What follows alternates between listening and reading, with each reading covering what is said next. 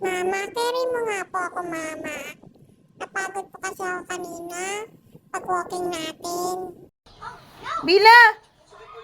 Lapit si Mama! Siyempre, Malilin.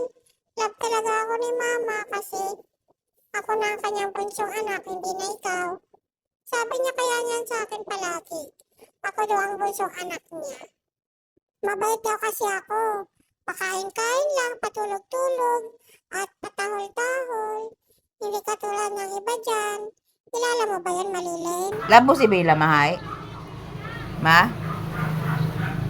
Love mo si Bella, Ma? Halata naman di ba, Malilin? Ako kinakalong niya. Ikaw, kinakalong ka ba niya? Lagi niya din ako hinahag. Kaya huwag kang mag-asta na bunso sa bahay na to. Kasi ako talaga ang bunso. Kasi love na love ako ni Mama. At love na love ko naman siya.